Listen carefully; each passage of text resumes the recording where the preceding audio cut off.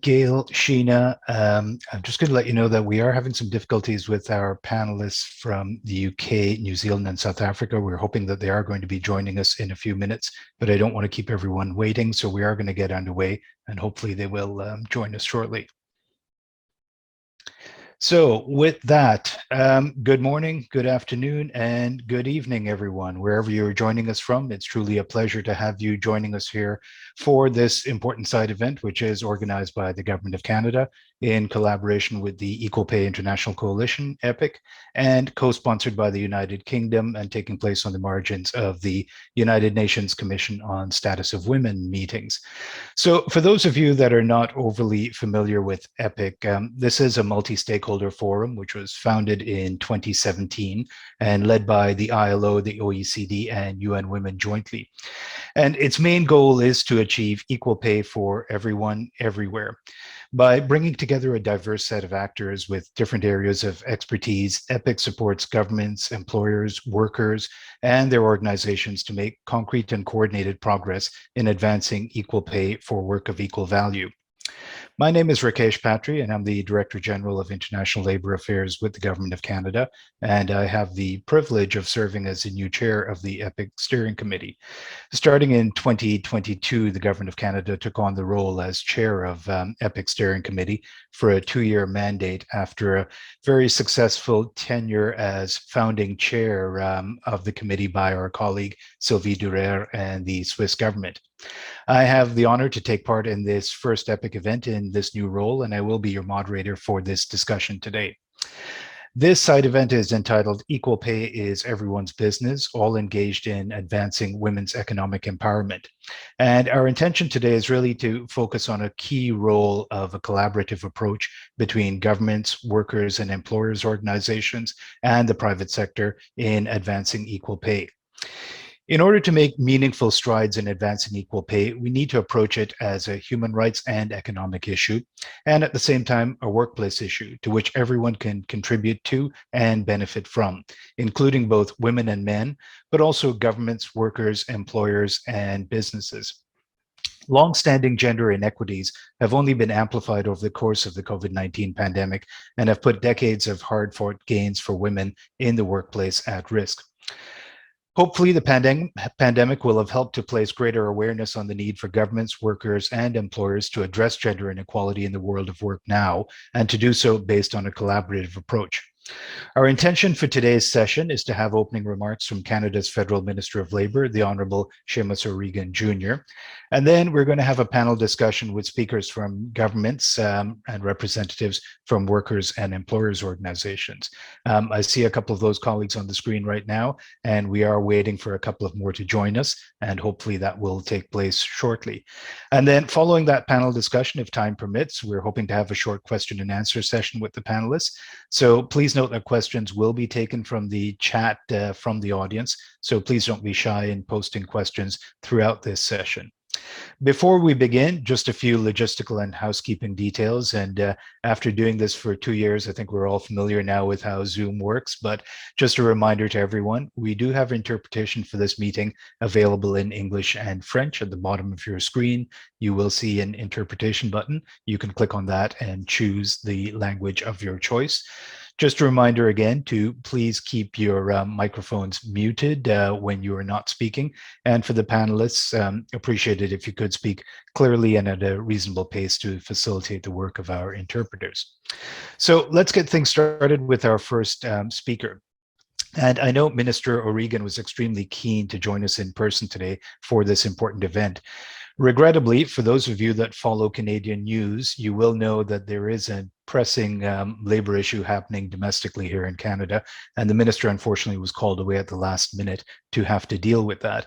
However, when he learned of this conflict, he immediately took the time to record his remarks in a video for us last night as a sign of his strong commitment to this issue. So with that, it is my pleasure to introduce a video of the Honourable Seamus O'Regan Jr., Minister of Labour for the Government of Canada. If we could hear that video now, please. Thank you. Hello, everyone. Bonjour à tous. And thank you, Rakesh, for the kind introduction. I am speaking to you from Calgary, Alberta. the traditional territories of the Treaty 7 nations in southern Alberta and the Métis Nation of Alberta Region 3. In fact, all of us joining you from Canada are participating in this event on the traditional territories of Inuit and First Nations and Métis peoples. It is a pleasure to be able to speak to you as Canada's Minister of Labour.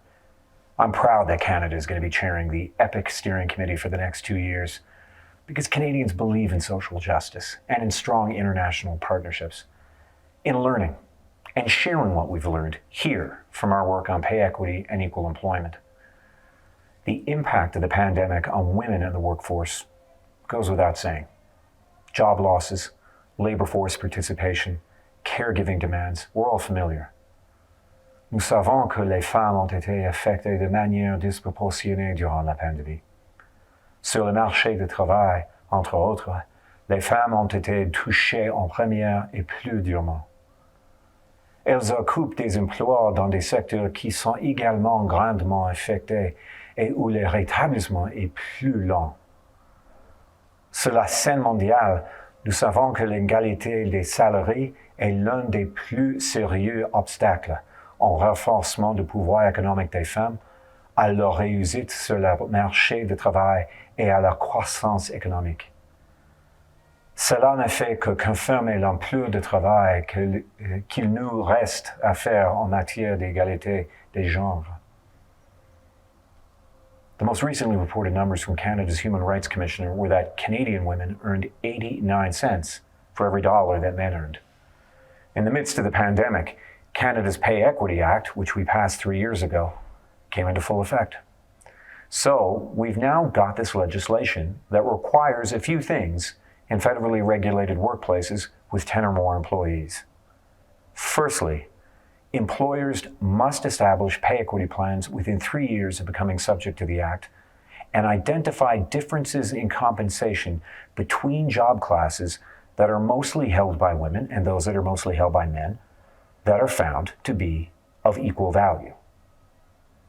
Secondly, employers must then close any pay equity gaps identified by increasing the compensation of those mostly female positions. Canada now has a Pay Equity Commissioner to provide guidance to federally regulated employers on this and to make sure that they're complying with their obligations. Our Pay Equity Act will mean that the industries it applies to will see substantial progress towards gender pay equity.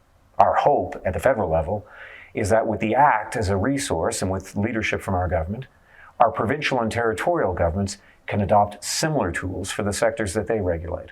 The long and the short of it is employers need to classify the kinds of positions they have, analyze their gender makeup, analyze their pay rates, and then close the gap. It's not just a question of equal work or men and women working in the same jobs. It's based on an analysis of value for the organization. Equal pay for work of equal value. For pay equity, they have just under 2.5 years to come into compliance with the reporting regime and to make any owed compensation changes, though we are open to providing some wiggle room where the owed wages exceed 1% of their total payroll. In Canada, these shortcomings will be brought into the light. The industries that our government regulates that are subject to the Employment Equity Act will need to report their wage gaps, which will be made available to the public on an interactive website. For these employers, we're going to be the first country in the world to publicly report on pay gaps between men and women, but also for Indigenous people, people with disabilities, and racialized people. It's not just an opportunity for our business leaders to reflect on their own human resource practices, but to show real leadership on these issues for their own employees. When Canadian women can count on equal pay for work of equal value, our economy will be stronger. It's not just the right thing to do, it's the smart move from a macroeconomic perspective.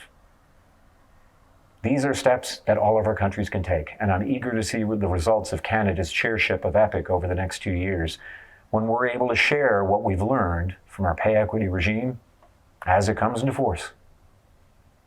Thank you all very much. I'll turn it back over to the discussion now. Et merci beaucoup.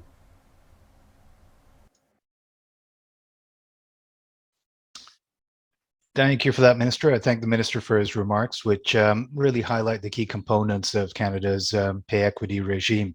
The sharing of information and best practices that the Minister alluded to relating to equal pay for work of equal value is really a key element of EPIC, and it's one of the main concepts of EPIC and one of the reasons why it was created and founded.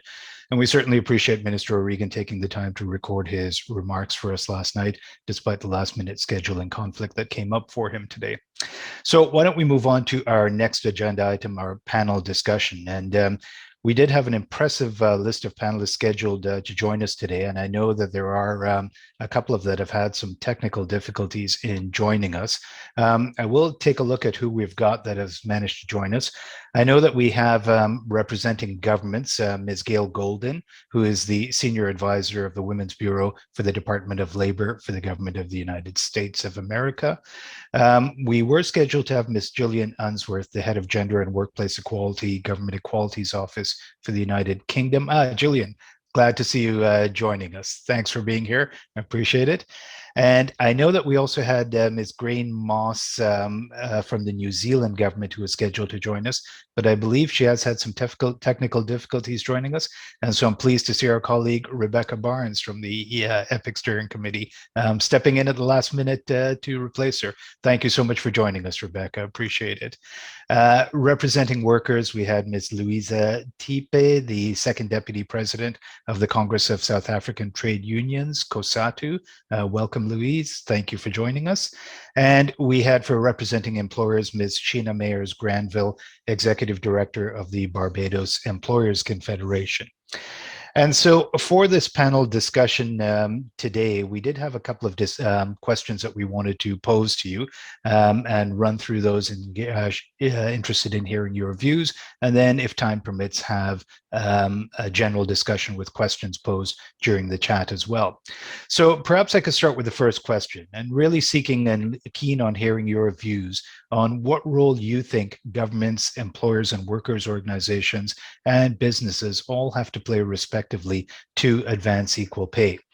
And to begin this discussion, why don't we start with the governments? And maybe I could turn first to our colleague from the United Kingdom, Gillian. Perhaps I could turn to you first on this, please, Gillian. Thank you.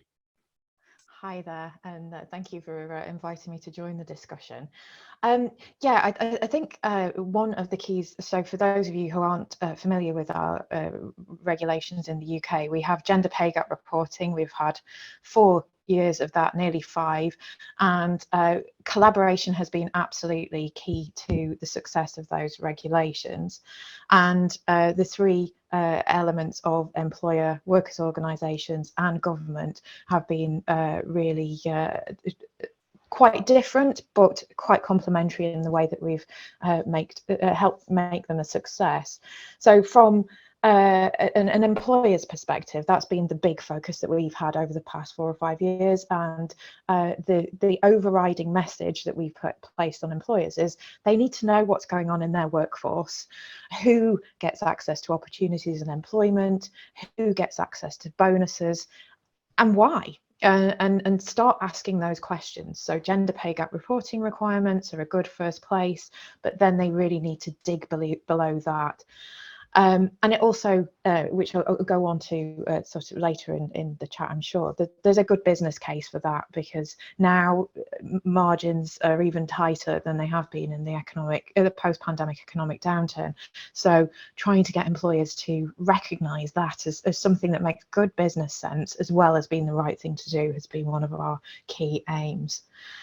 Then on workers' organisations, the UK situation is we don't have a hugely prominent workers' organisations, but we have had support from a lot of the unions within the UK, and they've taken a role of, first of all, ensuring that businesses know what they should be doing, so ACAS, the union's organisation, has provided guidance for employers.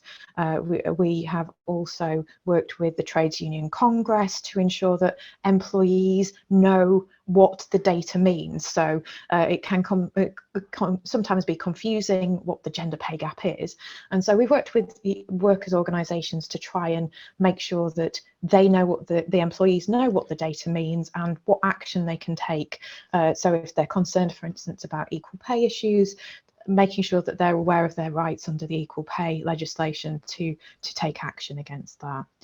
And then from a government perspective, first of all, we've created a regulatory framework. That was the big first thing. But actually, what we've seen is not that the regulatory framework is one of, it is incredibly powerful. It has led to over 10,000 employers reporting each year. But what is really important is that follow-up action. So what we've done as government is used our advocacy and our power to draw together all of the evidence on what works, best practice, and taking action to close a gender pay gap, to pay more equitably. And we put that information out to employers and employees and diffuse that disseminate that as broadly as possible to try and make sure that there is a consistent approach and that businesses and employees are taking action that is effective, because we know that a lot of companies in particular are putting a lot of money into creating more inclusive workplaces, but it's not always the most well-directed investment. So what we're trying to do is put out there all the information about what works and what doesn't, so that people aren't wasting time and resources, and that businesses are taking those next steps beyond reporting. That's excellent. Thank you so much for that, Julian. That's really informative and helpful. Why don't we head across the Atlantic to the US now and turn to Gail Golden, the Senior Advisor for the Women's Bureau for the Department of Labor in US. Gail, to you, please. Thank you. Thank you. Thank you so much, Rakesh, for moderating this discussion. And thank you so much to the Government of Canada, my home country, and EPIC and the United Kingdom for organizing this event and inviting the U.S. Department of Labor to be part of the conversation. My role at the Women's Bureau is the only agency of the federal government that is mandated to deal with the policy needs of working women. So this is an issue that has been important for our agency for over 100 years. Closing the gender wage gap will require concerted effort from all of our stakeholders. And in 2020, women in the United States were paid on average 83 cents to every dollar paid to men. Many women of color were paid even less. For example, Black women were paid 64 cents and Hispanic women of any race were paid 57 cents of what white non-Hispanic men were paid. So government has a major role to play. A first step is to ensure the right laws and policies are in place and ensure their implementation. Since the 1960s, the U.S. has had the Equal Employment Opportunity Commission, EEOC, and it has been enforcing the Equal Pay Act. Between 2017 and 2021 alone, the EEOC recovered over $65 million for individuals filing Equal Pay Act charges. The Lilly Ledbetter Fair Pay Act of 2009, the first piece of legislation that was signed into law in the Obama-Biden administration, states that each paycheck that contains discriminatory compensation is a separate violation regardless of when the discrimination began. Furthermore, many states have passed their own pay transparency laws that require employers to report pay data, prohibit employers from asking about an applicant's salary history when they are hiring or setting pay, or they allow workers to discuss pay with their colleagues. As of January 2021, 19 US states, Washington, D.C., Puerto Rico, and 20 localities all had some form of a salary history ban in place. Yet a persistent wage gap still exists in the US, and so that signals the need for further provisions. The Biden administration is fighting to ensure that women have the free and fair choice to organize and collectively bargain for the wages and benefits they deserve, and to access training for good jobs in sectors where they have historically been underrepresented. President Biden continues to urge Congress to pass the Paycheck Fairness Act, which would help mitigate sex-based pay discrimination while ensuring greater transparency and reporting of disparities in wages. Second, governments can play a role through advocacy and research. The Women's Bureau, the Department of Labor, conducts research, outreach, and education related to fair compensation and equitable working conditions and strategies to eliminate pay disparities between men and women. For example, just last week on the US's Equal Pay Day, the Department of Labor released a new report titled Bearing the Cost: How Overrepresentation in Undervalued Jobs Disadvantaged Women in the Pandemic. This report explains how and why women, especially women of color, were most impacted during the COVID pandemic. And third, since the federal government is the largest employer in the United States, we need to lead by example. One of the first things President Biden did at the beginning of this year was raise the minimum wage for federal contractors, which significantly benefits women and women of color specifically. And just last week on the United States Equal Pay Day, President Biden issued an executive order that announced efforts to address the use of salary history in the hiring and pay setting processes for federal employees. At the U.S. Department of Labor, also, there is an internal complaint process in which DOL employees and applicants for employment can allege claims of discrimination on the basis of sex, including pregnancy and gender identity, and parental status, among all of our other protected bases. Private sector employers, too, can make a substantial effort to eliminate pay disparities between men and women. Companies can conduct audits to identify gender disparities in pay. They can also publish salary ranges for open vacancies. We certainly know from studies that when job applicants are clearly informed about the context for negotiations, including compensation and benefits and the typical pay for the position, the gender wage gap narrows. Additionally, employers can also stop asking for salary history to avoid widening and reinforcing gender pay gaps. At the international level, Department of Labor's Bureau of International Labor Affairs is promoting gender equality and good jobs in the global garment sector through our support of the ILO's Better Work program. Better Work factories have reduced gender pay gaps and increased factories' productivity and profitability by training female supervisors, reducing incidents of sexual harassment, and supporting workers' rights. And finally, workers' organizations have a crucial role in advancing equal pay. The ability to form and join unions is fundamental, not only for improving women's access to and quality of employment, but also for addressing the power imbalances in the economy that perpetuate gender inequalities. According to the U.S. Bureau of Labor Statistics, women in a union make on average 23% more than women without a union.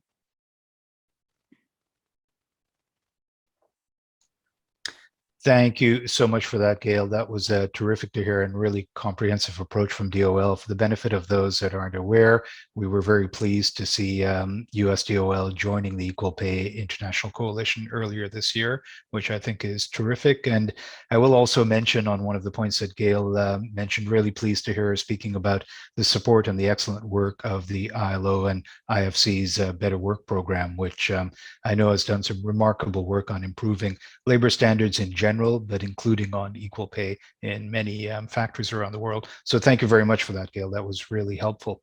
So at the beginning of this session, I had mentioned that we had our colleague from the Equal Pay International Coalition, Rebecca Barnes from the Government of New Zealand with us, stepping in at the last minute, but very pleased to see that our originally scheduled speaker, Ms. Granny Moss, the Chief Executive Equal Pay Group and System Lead Pay Equity, Te Kawa Mataho Public Service Commission, New Zealand, has been able to join us. I know it's very late in the evening and we really appreciate you taking the time to join us for this event. So welcome, Ms. Moss, and look forward to hearing your comments and your views on this. Thank you.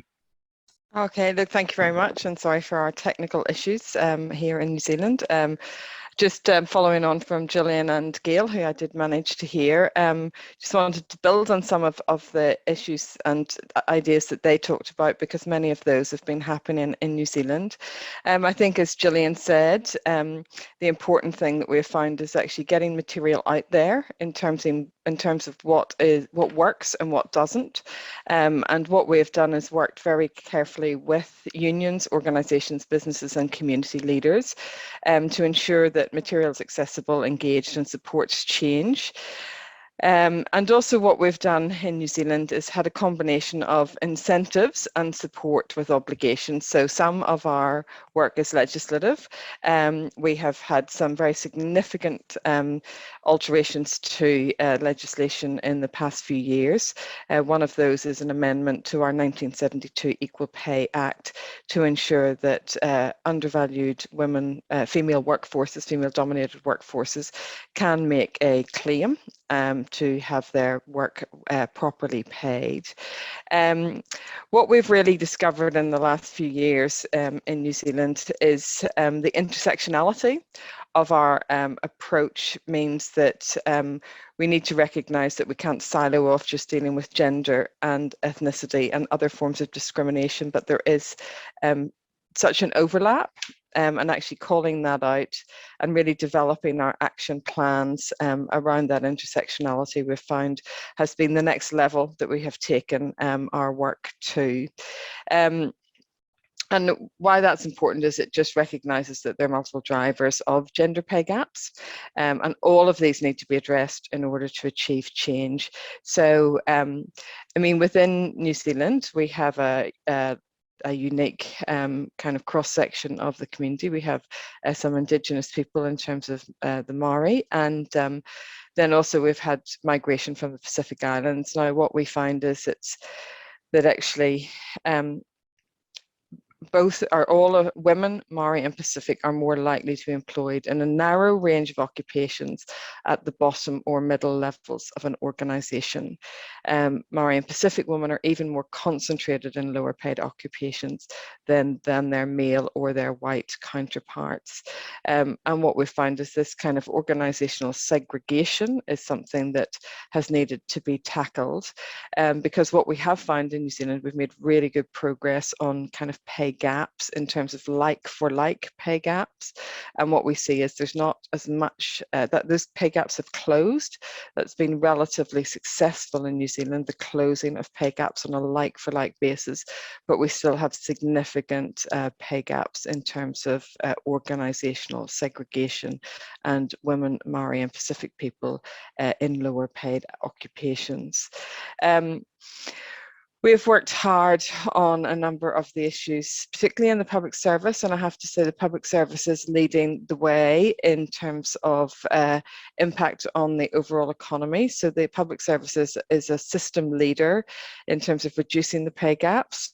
And it's done that through a number of things, by having action plans, by looking at work arrangements and caring responsibilities, promoting part-time and flexible working, done a lot to develop leadership positions and bring people through that are underrepresented, and it's done a good piece of work on bias and discrimination. But our pay gap, in 2018, the public service pay gap was 12.2%, but we launched a public service gender pay action plan in 2021, and in 2021 we find that our pay gap is reduced to 8.6. So that's the lowest that our gender pay gap has been in the public service since the 2000s, when measurement began. But what we've continued to build on that, because 8.6, while it's a reduction, is still not a zero.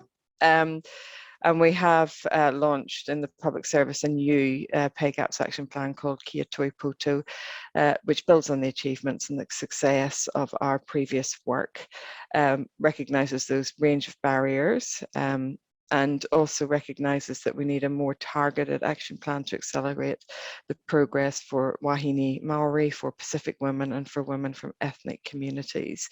One of the key elements of success of our in the public service of our reduction in the gender pay gap is the collaboration with unions, and the collaboration with business and community leaders.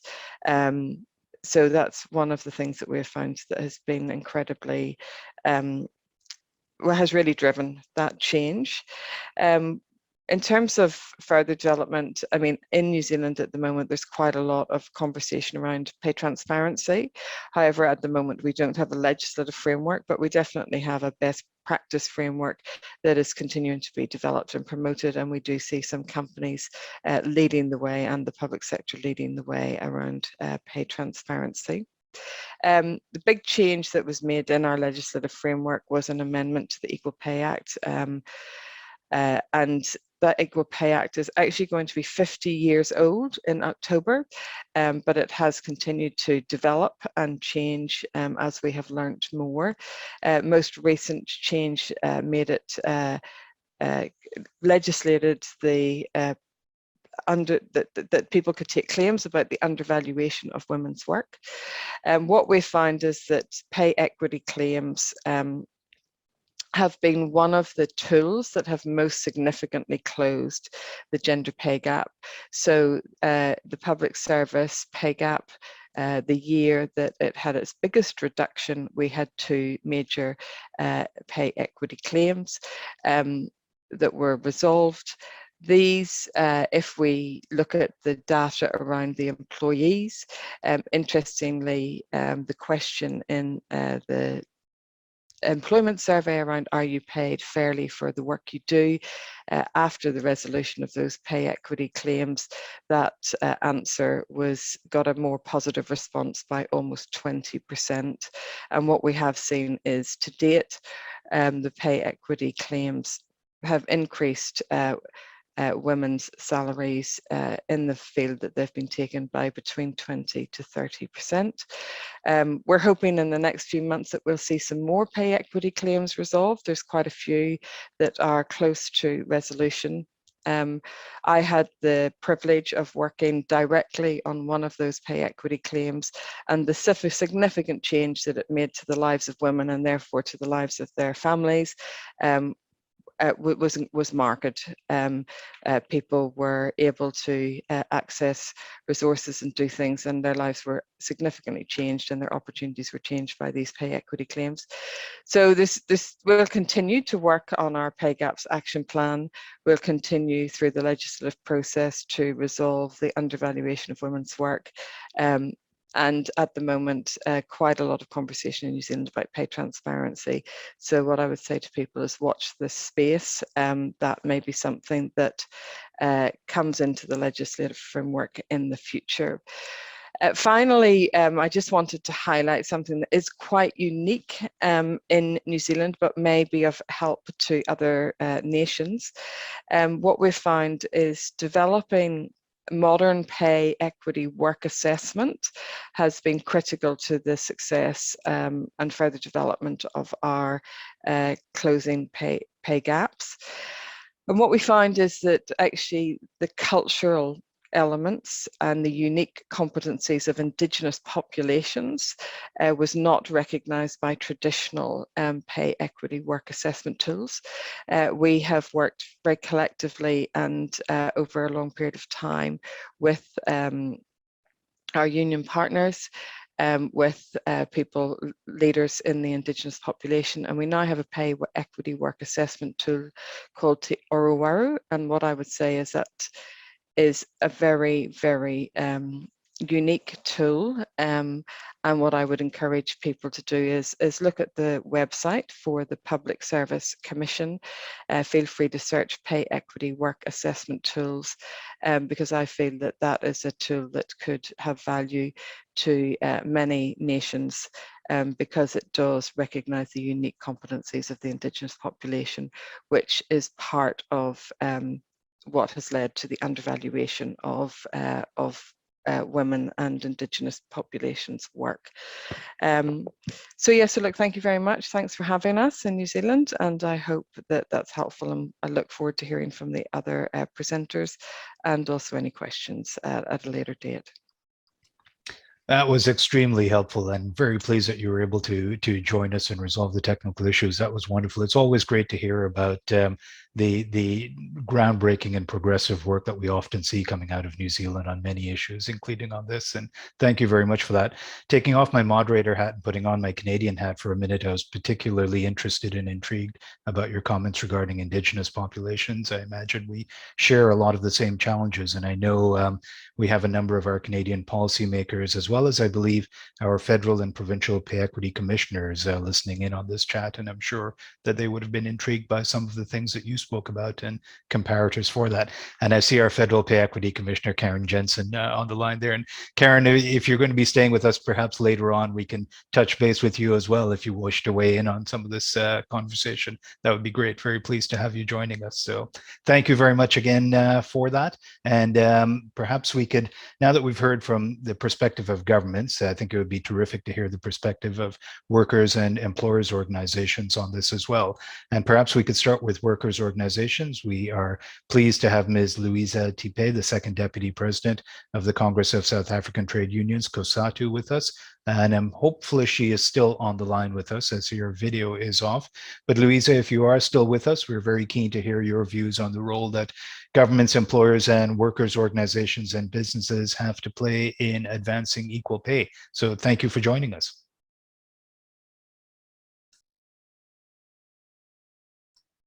You're on mute, Louisa. I'm sorry for that. I'm sorry for that. And thanks for having us in this very important session. Let me first take my input based on the first question that talks of how government reacts to all this. It says all parties have an important role to play through social dialogue to ensure that the laws or regulations are put in place as a tool to ensure that the equal pay gap is addressed. For an example, here in South Africa, South Africa has amended the Employment Equity Act to include a clause or provisions on equal pay for work of equal work to advance the equal pay. And this is especially relevant and important to employers and trade unions that would ensure compliance through negotiating collective bargaining agreements on equal pay. And employers have a social responsibility to ensure that the pay gap is addressed not only at senior level or directors level, but also at the lower levels of the employment of women. And in South Africa, once more, monitoring on this is done through the employers having to submit to the employment equity plans so that it gets to be monitored. It gets to be monitored by the trade unions. So the employers cannot just on their own do as they please. So as we indicate that it cannot just be for the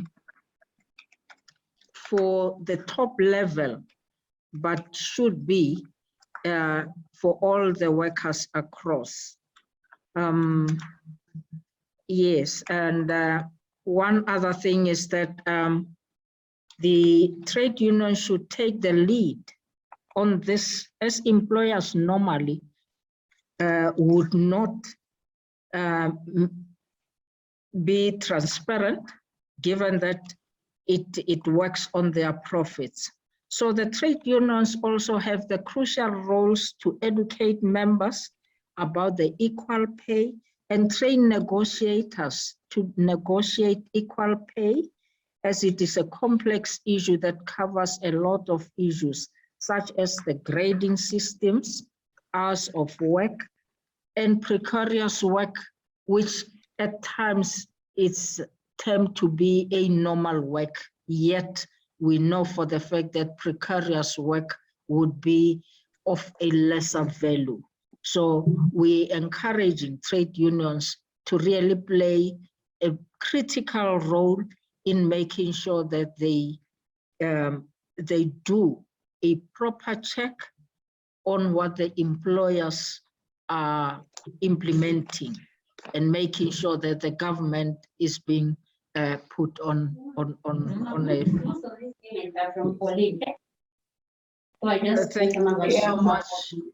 Yeah, be careful and say that just the way they are, just put them. Thank you very much for that, Louisa. If I could just ask people to mute their microphones, please. Under Swedish embassy. I think we do still have some people who are not muted, so appreciate it if you could mute your microphones. Thank you. Thank you very much for that, Louisa. That was very informative. And I think everyone is in agreement that there is a critical role that trade unions have to play in working with governments and employers on addressing this issue. And very pleased to see that taking place from COSATU and other trade unions. So thank you for that. We'll come back to you with another question in a minute, but interested to hear the views of employers organizations on this issue as well. And representing employers with us today, we do have Ms. Sheena Mayers-Granville, the Executive Director of the Barbados Employers Confederation. Over to you, please, Sheena. Thank you. Good day, everyone, and thank you for inviting me to this session. What I've heard so far has been very interesting. I do have to say that my perspective comes from a slightly different place. So, representing employers, we do believe that there is a role for everyone to play in terms of promoting equality at work and advancing equal pay. However, I come from a very small country with a very matriarchal society.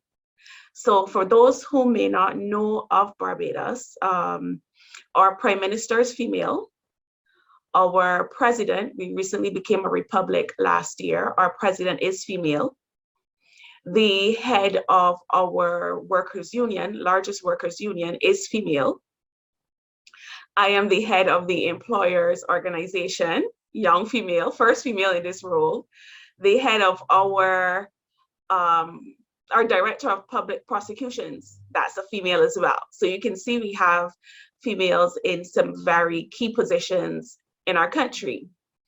However, the research still shows that we find women represented at senior management levels. So when we talk about equal work and equal pay, one of the things that we also need to look at closely is, besides the progress on closing the wage gap, but how do we get more equal representation at senior management levels across our businesses? I know it was mentioned earlier that there is a business case for gender equality, and I think most persons will be well aware that there is that business case. But I will share this morning that the comprehensive approach will require us doing targeted work on multiple fronts. So combating workplace discrimination, raising wages in the lowest wage occupations, and it was mentioned earlier, we do see women disproportionately represented in those lower wage categories. And promoting our work-life policies, such as paid leave, because those enable workers to care for their families while remaining in the workforce.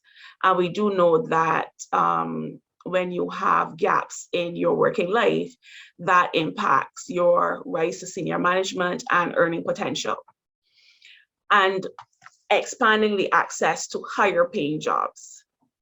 Now, some specific policy solutions that can be pursued will include promoting greater pay transparency. Now, what I've heard mentioned, a lot of countries, they have pay equality legislation.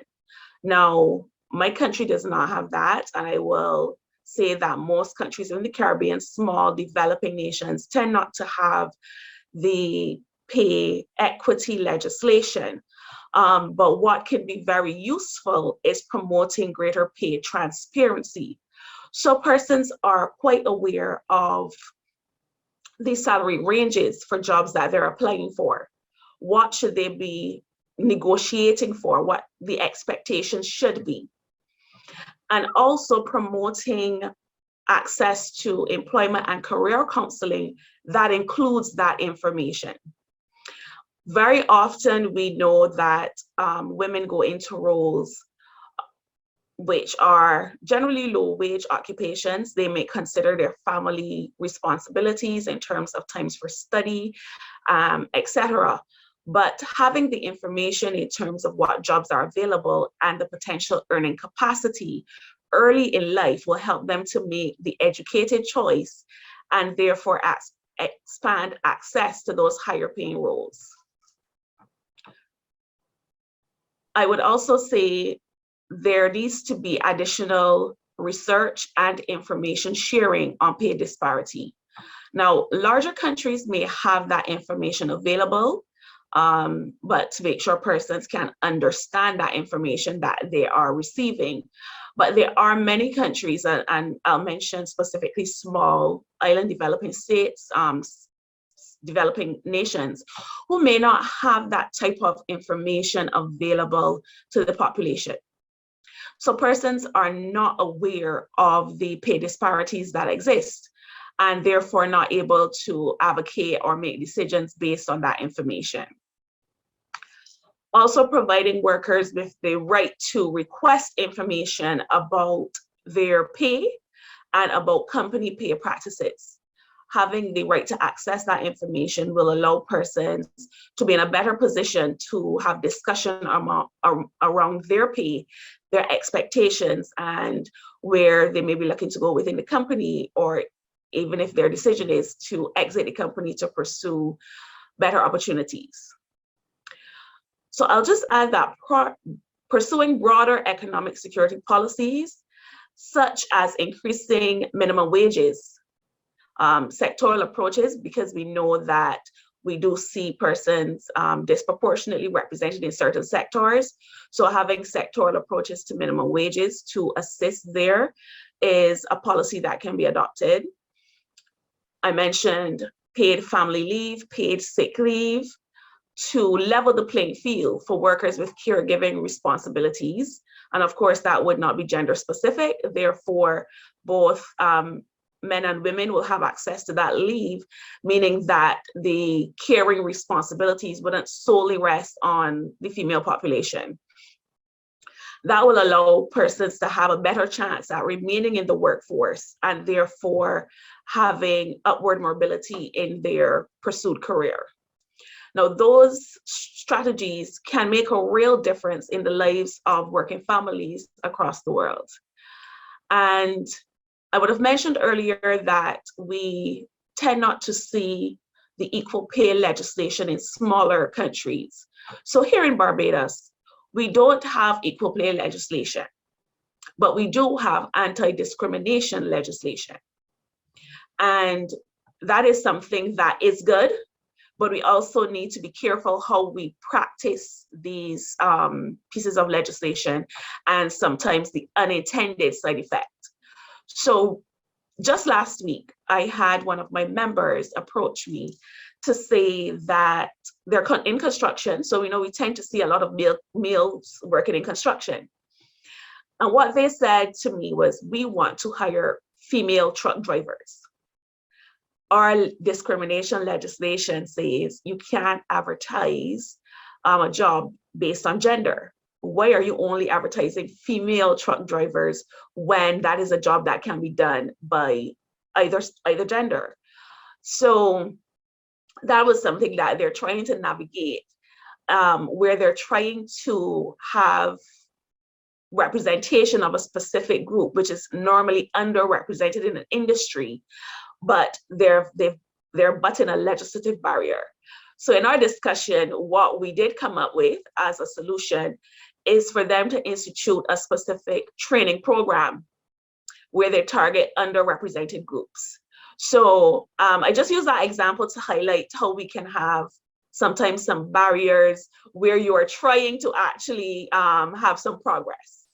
So as I would have outlined, some of the areas that can be considered in terms of looking at having more equality in our labor markets and promoting gender equality and pay equality. So I'll pause here. Thank you so much, Sheena. That was really informative and very helpful. I personally have always thought of Barbados as being a little slice of paradise. So I'm not sure if your strong female leadership is a cause or effect of that, but it's great to see regardless. A couple of things I just want to highlight out of the remarks that you said. The discussions around paid sick leave, I think, are ones that we are seeing happening certainly in Canada and around the world, particularly as we emerge out of the pandemic and the challenges that faced, and shown a spotlight around the importance of that. But also really pleased to hear you speaking about pay transparency issues as well. And as we go back around through our second round of questions, I would ask our panelists if you have any thoughts around the importance of pay transparency policies, approaches, or legislations to sort of back up the issues of pay equity as well. And so with that, maybe we can flip to our second question. And so it was terrific to hear all of you speaking about the role that governments and employers and workers organizations have to play on advancing this issue.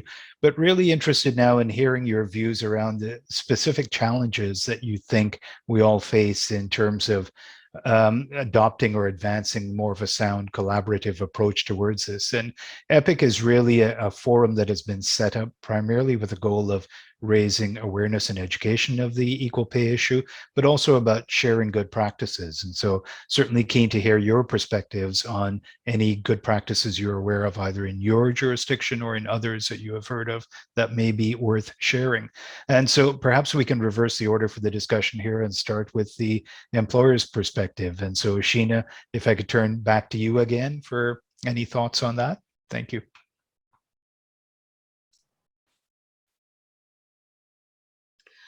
So I would like to start with the positive here in terms of sharing how we can, look at good practices to have a collaborative approach. And here I'll draw some examples from my sister institutions, other employer organizations.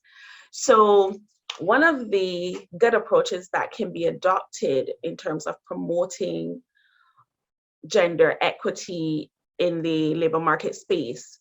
I see that my colleagues from the Netherlands, the private employers, introduced the Diversity Awards as a mark of distinction to employers that have played a leading role in promoting gender equality.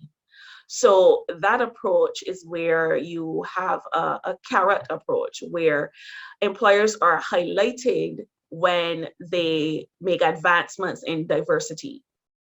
A similar initiative is in Portugal. There's a Portuguese annual Equality Award, which was established by the government, the Commission for Equality and Employment in the Workplace, and their Commission for Citizenship and Gender Equality.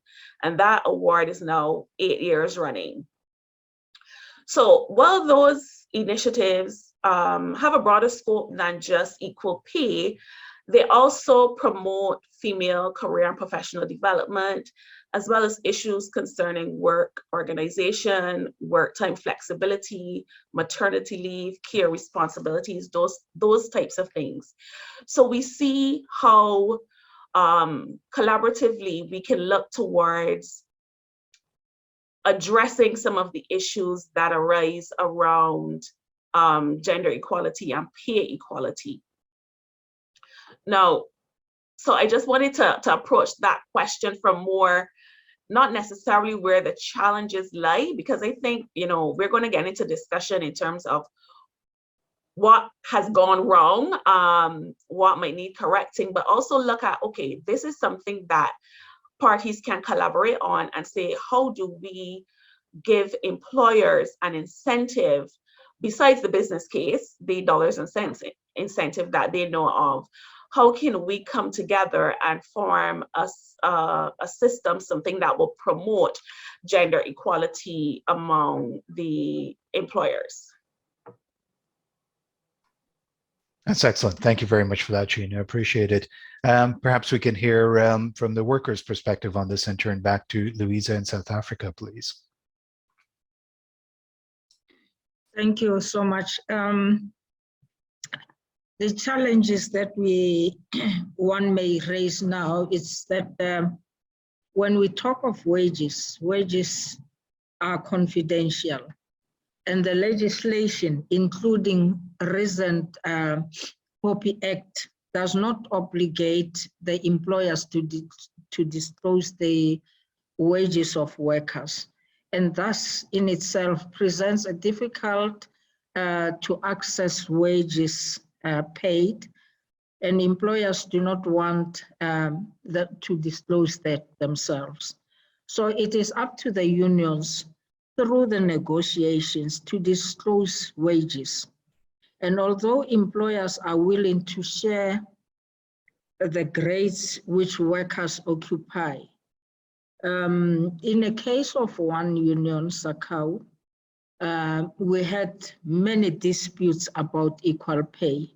For an example, the historic case that was with one big company called Woolworths, which then had workers had to win the case at the Constitutional Court, where the full-time workers' wages were downgraded to part-time workers' wages. And at the same time, the other company's argument was that based on an equal pay, they then had to discriminate and use to downgrade the wages for full-time workers. And we have dealt with cases of equal pay and discrimination in the form of where, for example, a cashier would be made to work a senior work, like for an example, become a supervisor, but that person would not be paid the salary or wages equivalent to that of the supervisor. So the union would then challenge this, and the company complied during the internal grievance procedures. And the other company on the two companies recently agreed to further negotiate other company gradings systems, which then will encompass the equal pay aspect. So those are some of the challenges. Whilst we do have so many challenges, but one could just raise those few challenges for now. Thank you. Thank you, Louisa. That was very helpful and informative. Thank you for that. I will just say to our panelists that as we move through this discussion, I think it would be beneficial for us to avoid getting into specifics of certain companies, but maybe talking more generalities about the issues that we are facing. But that was very helpful. Thank you very much for that, Louisa. Why don't we hear the government perspective on this now? And perhaps this time we can start with New Zealand. And Grainy, your thoughts, please, on this question. So I think this question is quite a complex question for governments, because what we want to do is ensure that we drive the right behaviour. And what we have found in New Zealand, that actually reporting is absolutely critical. If you don't report, if you don't know what your gaps are, if you don't know where they are, and then of course ask the questions about why they are where they are, you aren't able to have the targeted approach that we believe is required and that has shown positive results in New Zealand. In New Zealand, the public service has a very long history of reporting, and we're big in favour of reporting. Be transparent about the numbers, but not actually just be transparent about your numbers. We also feel it's very important to be transparent about the methods that you're using to calculate and report your pay gaps. And what in New Zealand has happened is we have worked actually with across ministries, so Ministry for Women, the Public Service Commission Te Kawamatahu, where I work, but also Statistics New Zealand, to actually ensure that the methods that are used to calculate pay gaps are robust and have a level of independent quality. What we are finding in New Zealand is that it's really important to nurture those leading lights. So the leading lights in business who are also promoting and voluntarily reporting. And what we have found in New Zealand, particularly in recent times, that there has been a groundswell of companies who are starting to voluntarily report their pay gaps. And what we find is, particularly in sectors, what we find is if 80% of a sector is voluntarily reporting, then the other 20% will come on board. So we actually now have some sectors in New Zealand that are all voluntarily reporting. One, for example, is banking. And what I would say is a number of our banks here had a number of leaders who were very passionate about this area. And what they have done is they've worked to bring their sector along with them. At the moment, there is not significant pay reporting legislation within New Zealand, but there is a lot of custom and practice around it. There's a lot of sharing of ideas. There's very clear guidance. And the guidance, as I say, I think, how you report, being transparent about that and having a level of independent statistical robusticity has helped the credibility both with employers, with unions, and with government parties. That was really helpful. Thank you very much for that. Appreciate it. Why don't we move over to the US then? Gail, please. Thank you. Yeah, so I'll start with an example that some of you may have seen in the press recently. The UN's women's soccer team has been fighting for several years, for 6 years, for equal pay with the men's soccer team. And that illustrates how challenging it can be to achieve results. So the US soccer, the women's team and their union worked for 6 years to reach an agreement, and they were helped by the U.S. Equal Employment Opportunity Commission, the National Women's Law Center, the labor organization that represents U.S. men's national team, all supported the women's team. In the end, the players will receive $24 million in payments, and U.S. Soccer has to pledge to equalize pay between men's and women's national teams in all competitions. But that's just an example of one job in one industry. And like my colleague from New Zealand mentioned, it's more than just equal pay for equal work, but rather combating occupational segregation requires a broader collaboration across all of society, which in itself can pose additional challenges. So in the US, we define occupational segregation to refer to women's overrepresentation in undervalued jobs, a major contributor to the gender and racial wage gap. We need to prioritize improving the quality of jobs that are disproportionately held by women and dismantling the barriers that keep women from fully participating in the labor force in good quality, high-paying jobs, including by making childcare more affordable, increasing access to elder care and home health care, and investing in care workers.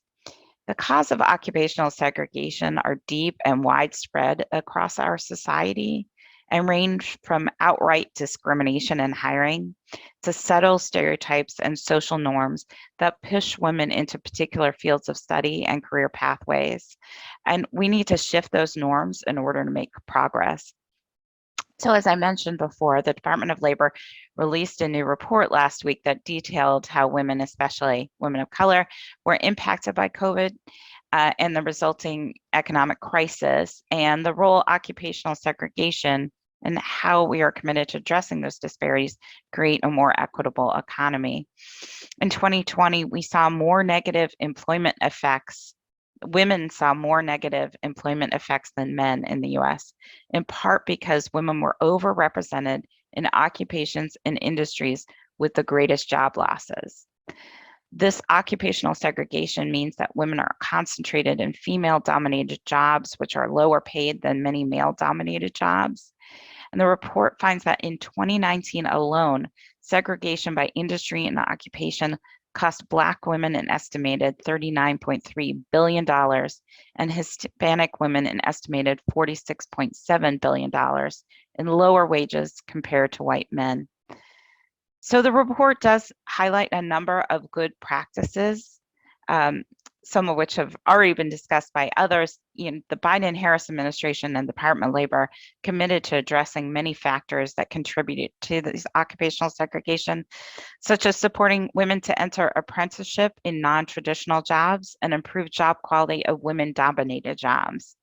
Increasing access to policies that support workers with caregiving responsibilities like paid leave and childcare, building worker power by supporting workers' rights to organize and collectively bargain, and addressing discrimination and harassment in workplaces.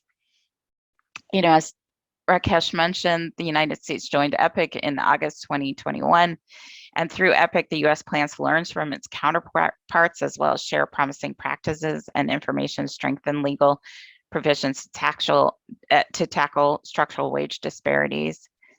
And building those partnerships and increasing outreach is another great practice. One of our roles within the Women's Bureau is as a convener of policymakers and businesses and advocates and other stakeholders. The Women's Bureau itself has offices across the United States and brings together partners from across government, civil society, and private sector to fight for equal pay for many decades. In addition to the report we released last week, we also released the impact of gender and racial inequality on women workers, which is available on our website and is a toolkit to educate people about equal pay. We want to make sure that all working women have fair and equal opportunity to return to work and thrive in the post-pandemic workplace. Thanks so much, Gail. That's terrific, and really pleased to hear you talking about the example of the U.S. women's soccer team. As you said, it is just one sector and one industry, but an important one, I think, because what we see happening in sports and entertainment worlds, I think, shines such a light on this issue that it really raises public awareness. And so I think we were all aware of that decision and pleased to see it. And, for the past few years, I think we've all notice that tennis, for example, is one of the few sports that offers equal pay between men and women in prize money. And I think those types of examples are useful for us to shine a spotlight on the issue and raise a bit more awareness. So thank you for that, Gail. And why don't we wrap up on this particular topic with Gillian, please, from the UK. Thank you. Thank you. I've been nodding along because there's so many different issues and ideas that resonate across our different nations. And first of all, the additional question that you posed to us around the importance of transparency on pay, and I would take that further. All practices around recruitment, progression, how you get paid bonuses, these are real issues that we're championing in the UK and trying to encourage businesses to look at what they're doing and why they're doing it so that they can properly understand it. And by having that data as well, it's kind of the language of business. Most boards are used to seeing a figure that here's the problem set out with a number against it, how can we progress? And then you can see that number diminishing or increasing in whichever direction you're aiming to do so. And that transparency within the company first, but also more broadly within the workforce in that company, and then even better nationally is incredibly important. Although I think that's one of the elements where each different nation has cultural norms that will dictate how comfortable they are with that level of transparency. So, for instance, Norway has all of every worker who pays tax publishes their salary on a government hosted website, so you can look at how much your brother, friend from university, whoever looks at they earn.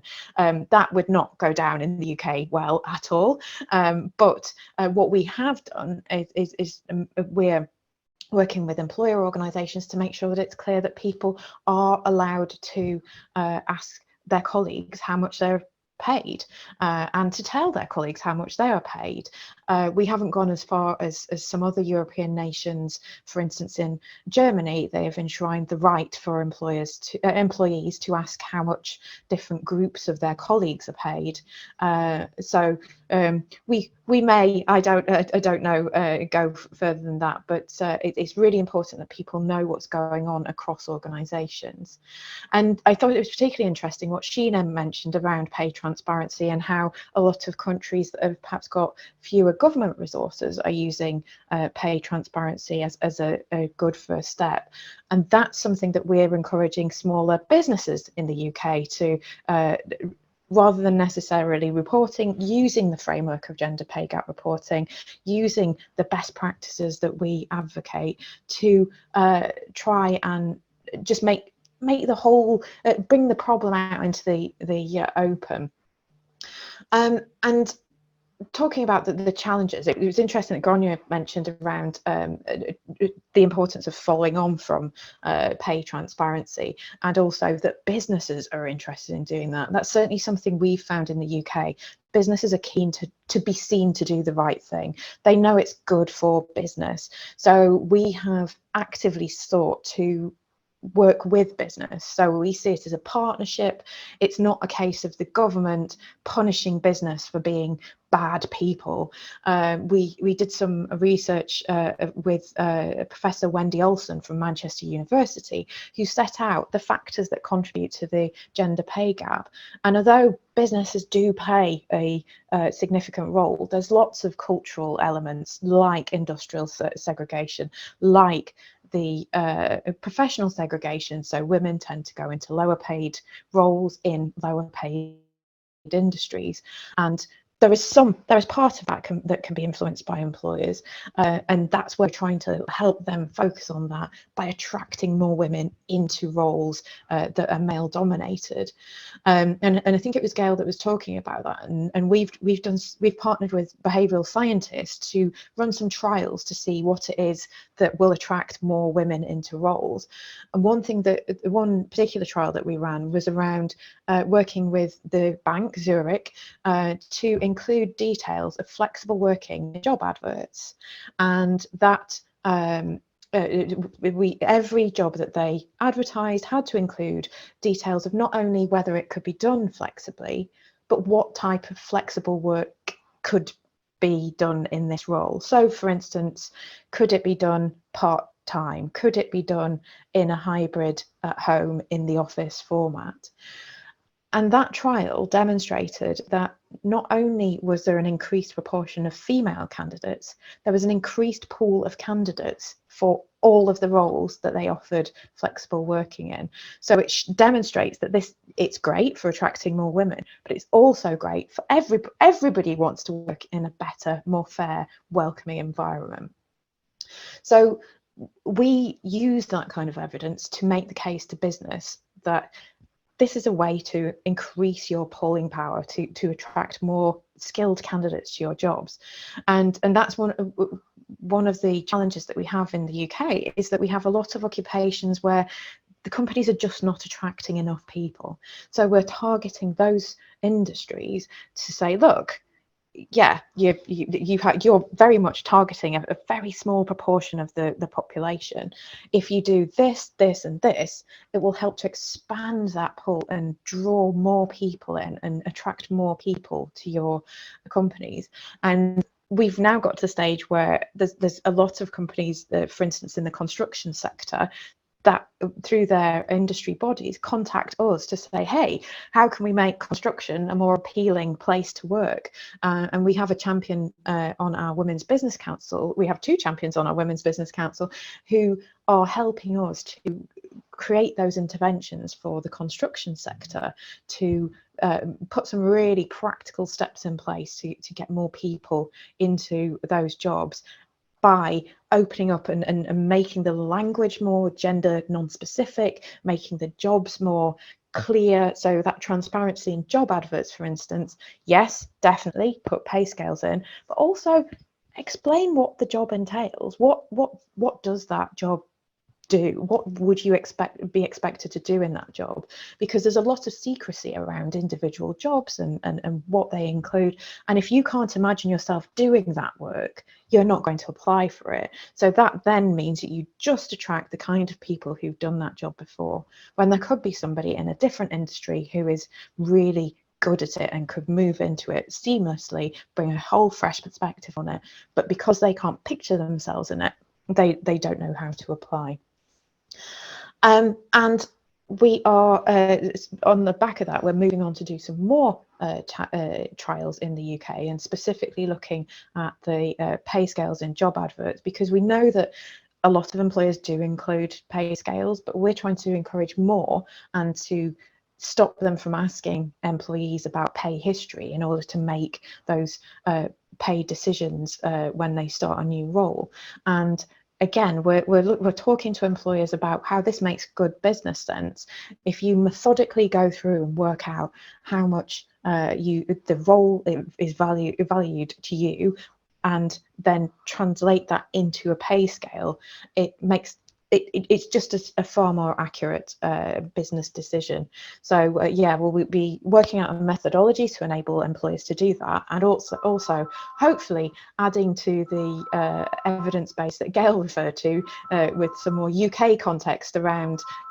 We have, thank you very much to the US, used your evidence to back why providing pay scales is a good thing in job adverts, but we want to bring some more data around the UK context to really help UK businesses to pick that up and drive that forward.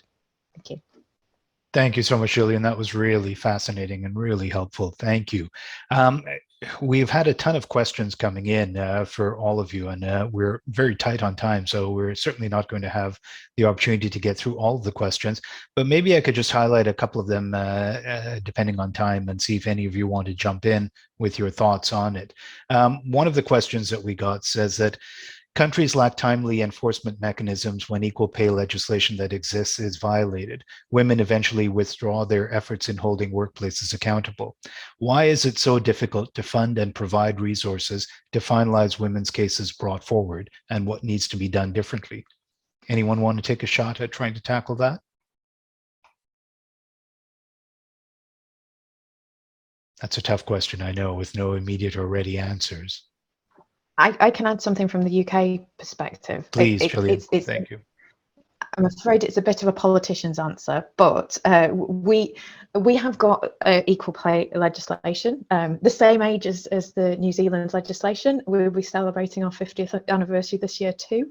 But I am very conscious of the fact that it is a nuclear option. If you bring a pay claim against your employer, it's very difficult to, once it gets to employment tribunal stage, it's very difficult to have a normal working relationship going forward. So what we're advocating for is to, rather than get to that option, to leave that as the only option, is to get employers to take this more methodical approach to pay, and to take a proactive approach to reviewing the way their pay practices, their bonus practices. If your processes are fair, that's going to really diminish the chances of you then getting to the stage of an equal pay case. And so what we're doing is putting the onus on businesses to make everything fairer, more transparent, rather than leaving it to the individual, which puts them into a very weak position, no matter how tough your law and your enforcement options are. Thank you very much for that, Gillian. I'm going to turn to Grain, please, from New Zealand, and then I'm going to ask our Canada's Federal Pay Equity Commissioner, Karen Jensen, who you just saw pop onto the screen, to weigh in on this as well, too. But please, Grain, over to you. So I think I just want to agree with Gillian. It's really important that individuals aren't left, and that's what some of the legislative mechanisms in New Zealand do, is they indicate that even if you're not a union member, that if you're taking a pay equity claim, the union can consolidate claims so that it becomes about a workforce, not an individual. So I think it is really important to continue to develop the resources and capability, not just within employers and within government, but also within the union movement. The challenge that we find in New Zealand is that this work's actually quite hard. I mean, you've had historic undervaluation of women's work, and addressing it is quite hard because you want to address that in a methodical way. You want to have strong evidence. And I would say, you know, we're still building our capability, and ensuring that people invest in building the capability is important. But actually, we need to recognize that it will be painful, and we do need strong leadership to continue to promote this, promote the righting of this injustice. You know, when the times do get tough, and when all of the parties do struggle to, you know, we're trying to fix something really big here. So what I would say to people, you can't legislate for leadership. So you've got to find those leaders, and you've got to find people that are passionate about this work, who are prepared to kind of deal with some of the pitfalls and some of the challenges that do occur, because it is such a significant and important piece of work. Thank you so much for that. That was really helpful. And perhaps this wasn't on the agenda, but I'll ask Karen Jensen to jump in on this. And for those of you that aren't aware, you heard Canada's Minister of Labour speak about the fact that we have a Federal Pay Equity Commissioner, who is indeed Karen Jensen. Karen, please.